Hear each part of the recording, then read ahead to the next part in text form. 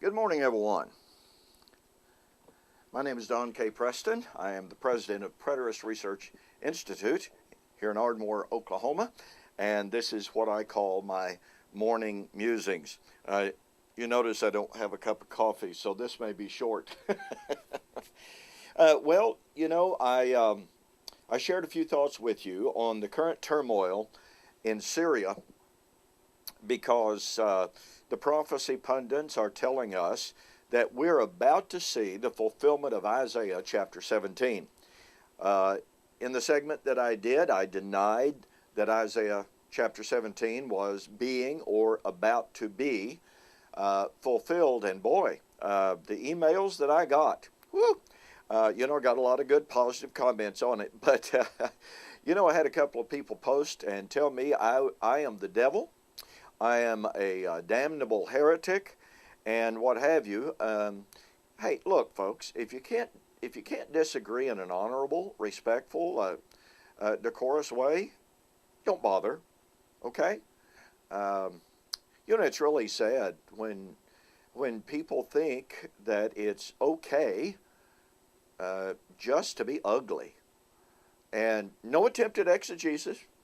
The people that posted to me privately and called me heretics and the devil and what have you, didn't offer one single verse, not one single shred of exegesis.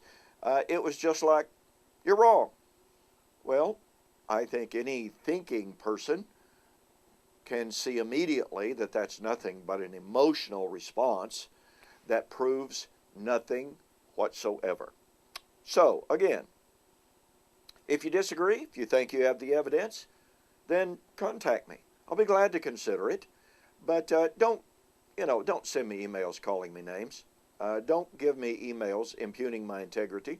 You know what? If you post on my Facebook or if you post on YouTube and you're abusive, you'll be banned. It's just that simple. That's not dialogue. That's not debate. That's not honorable discussion.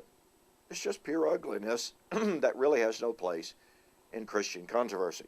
Okay, with that out of the way, some people have said, well, Isaiah chapter 17 has not been fulfilled because it says Damascus will be a city no more, and the argument is made, well, Damascus has been a continuously inhabited city. Here's a really good example in which we fail to think in Hebraic terms. There's such a vast chasm between the Hebraic worldview and idioms and thought and the modern, what we call the Western or the Grecian worldview. What is at stake in Isaiah chapter 17 is that the city and the kingdom that was at that point of time the thorn in the flesh of Judah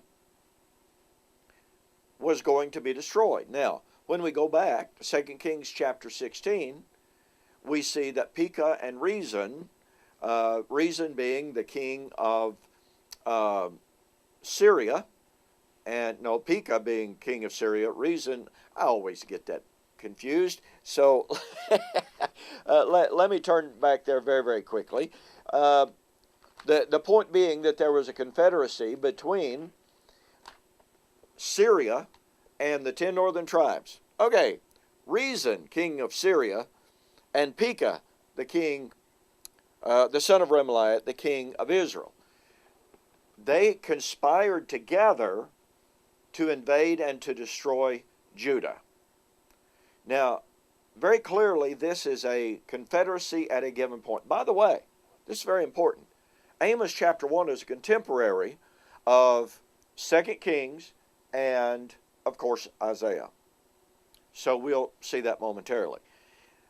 But in this situation, Pekah, king of the 10 northern tribes, appealed to Tiglath-Pileser, the king of Assyria, not Syria, for help.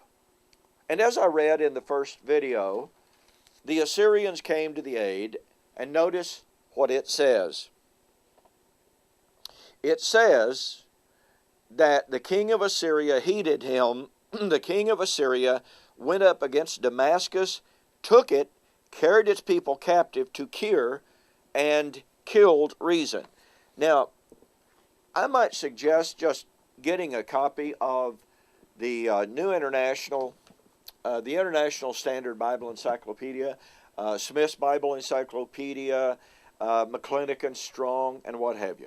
Here is what the International Standard Bible Encyclopedia says concerning the fall of Damascus in 732 BC. The last king of Damascus was able to restore Aram's fortunes before the final crushing blow from Assyria fell in 732. And this is recorded in the bas reliefs, in other words, that archaeologists have found the records of Tiglath-Pileser III, who conquered, captured, and destroyed Damascus. Now, Amos chapter 1, contemporary of Isaiah, predicting the same thing as Isaiah, said this in Amos chapter 1. For 3 transgressions of Damascus, and for 4, I will not turn away its punishment, because they have threshed Gilead with implements of iron. I will send a fire into the house of Hazael, which shall devour the palaces of Ben-Hadad. I will break the gate bar of Damascus, cut off the inhabitant from the valley of Avan, and the one who holds the scepter from Beth Eden. The people of Syria shall go into captivity to Kir, says the Lord. Now, once again, if we honor the historical context, if we honor the prediction, and by the way, this is set in the exact same time that Isaiah chapter 17 is, predicting the same thing. But you know what?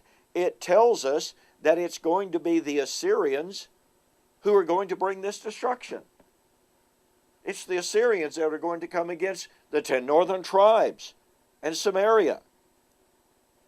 So, honoring context, pardon me, honoring history, honoring the biblical statements, 2 Kings chapter 16 records the fulfillment of Amos and Isaiah chapter 17. By the way, a final point. This destruction would come, according to Isaiah chapter 17, when the glory of Jacob would be diminished. Well, you know, we're told that Israel was restored in 1948. And she is God's chosen people today. And yet the destruction of Isaiah chapter 17, Amos chapter 1, would be at a point of time in which Israel's glory would be greatly diminished. You know, that fits awfully well to the historical circumstance in which the king of the 10 northern tribes conspired with the king of Syria, a heathen king, to invade Judah and Jerusalem. In other words, the 10 northern tribes went to war with her brothers. Yeah, the glory of Jacob was greatly diminished, just like Isaiah said. So once again, when we honor context, when we honor history, we can see very clearly that just as 2 Kings 16 says it was fulfilled, just as historians say it was fulfilled, Isaiah 17 is not being fulfilled in our day. Hey, thanks for joining me for this morning's Morning Musings. We'll see you on the flip side.